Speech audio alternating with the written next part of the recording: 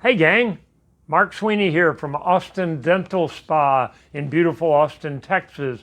If you're tuning in for the first time, we call this program Wisdom Wednesday because I try to impart a little wisdom every Wednesday around this time, mostly on the topic of oral health, but not always. Sometimes we're talking about the whole body, and sometimes we're talking about healthy habits that you can use in your own life. We also have a different theme every month, and this is May, and the theme for the month of May is Grow Yourself in May. And we're not talking about gaining weight. We're talking about growing your knowledge, growing your understanding of how you can have a healthier body.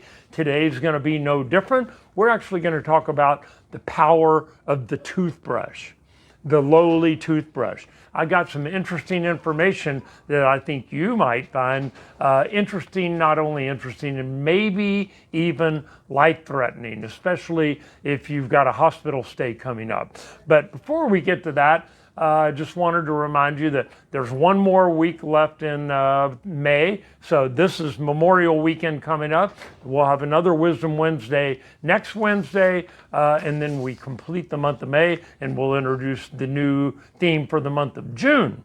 But let's talk about one more reason to brush your teeth. Did you know that people who brush their teeth at least twice a day or have their teeth brushed for them don't stay in the hospital as long and have fewer complications than people who do not fall into the category of brushing twice a day? And this is backed up research. It was actually led by a team at Harvard. It was published recently in the Journal of American Medical Association, their internal medicine magazine. They said that seriously ill hospitalized patients were far less likely to develop hospital-acquired pneumonia, and we'll talk about that a little more in a second, when they had their teeth brushed at least twice a day.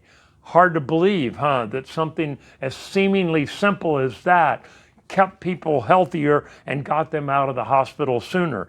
They also found that they needed, if they did get put on ventilators, they ended up needing the ventilators for less time if the hospital staff or the usually people on ventilators are sedated, so they can't brush their teeth. But if the hospital staff brushed their teeth while they were ventilated, they spent less time as a whole on ventilators. So why would that make so much difference? Well, you're disrupting the bacteria. You're, just rinsing, which most hospitals do. If they even do that, they take a Q-tip or a gauze sponge on the finger and rub it around on the teeth. And it just doesn't get into all the little nooks and crannies around the gum tissue that brushing will, especially a nice soft bristled toothbrush. So we'll get to the studies, the specific studies in a minute. It involved like over 200,000 people. But I just want to let you know, the studies are that 630,000 Americans per year develop pneumonia in the hospitals. 633,000, that's over 500,000 people that are hospitalized develop pneumonia that they did not have before they went into the hospital. And a whopping 8% of those don't make it out of the hospital. They die from hospital-induced pneumonia. So these studies, there were 15 different randomized studies done on 2,800 patients. So that's a lot of people and a lot of data. 14 of the studies were done in ICUs, in the intensive care, the sickest of the sick. 13 of the studies involved patients who needed to be on a ventilator. So that's how we got our information on the ventilators and people being on it less time. And 11 of the studies used an antiseptic rinse that we have here in the office and have been using for years called chlorhexidine. That is a very effective bactericidal agent. Just chlorhexidine coming in contact with bacteria kills them almost on sight. So they make mouthwashes, they make toothpaste, that have chlorhexidine in them. It is a great product. It can tend in some people, if you're rinsing with it, to create brown stains on certain people's teeth, depending on their saliva. It just polishes right off, but it is kind of unsightly. And that's one of the only reasons I can see that people don't like using it.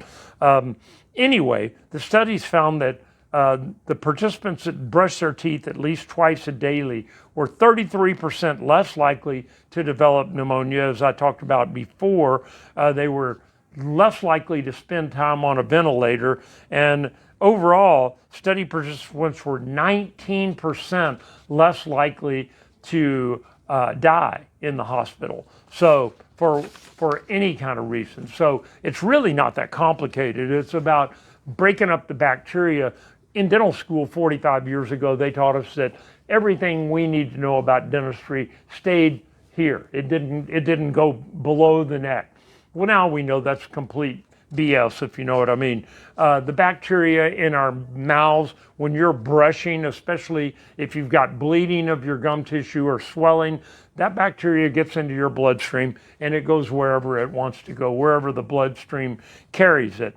And there is a connection now, we know this now, between the bacteria in your mouth and the bacteria in your gut. We've talked many times on Wisdom Wednesdays about your gut biome and how it has a lot to do with your immune system. Probably 50 to 75% of your immune system function comes from those bacteria in the gut. There are good ones and there are bad ones. That's why when people take antibiotics, it knocks out some of the good ones and they end up having intestinal disorders, diarrhea, upset stomach, things like that, burning, heartburn, from taking the antibiotic, because it's killing some of the good bacteria and it's disrupting that gut biome. So your gut, your whole intestinal tract basically begins right here in your mouth.